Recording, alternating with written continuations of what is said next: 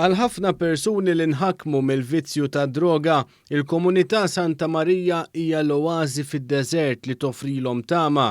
Resident fil-programm ta' riabilitazzjoni li toffri l-komunità Santa Marija, Tony Dawson, saħansitra qal li blajnuna li joffru kulħadd jista' jeleb dan il-vizzju.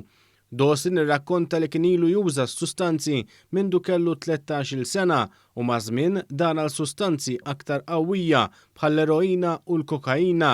Istintwal ta' dipendenza fuq id-droga waqqgħuh f'dipressjoni u Tony kompla juża sustanzi b'saħħithom. Dan iċ-ċirku vizzjuż waslu biex ifittex l-għajnuna u l-imħabba li sab f'dan iċ-ċentru stess hija fi kliemu l-iktar imħabba b'saħħitha li qatt ħass f'ħajtu.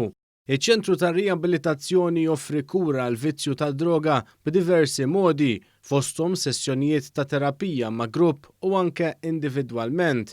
U għal b'appell biex speċjalment iż-żgħażagħ li jaħsbu li ma fiha xejn ħażin li jesperimentaw b'xi sustanza ma jagħmlux dan l-iżball. Riċenti sar proġett ta' rinnovar u modernizzar tal-kmammar f'din il-komunità.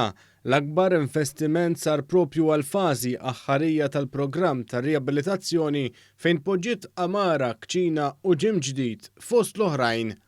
Min qed jieħu 3 toroq għandu, jew il-ħabs, jew mewt, jew programm.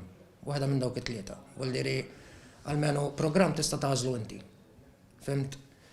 Lejnuna m'għandekx għax tistħi, tistaqsi għaliha. Xi darba joħra tagħmilha.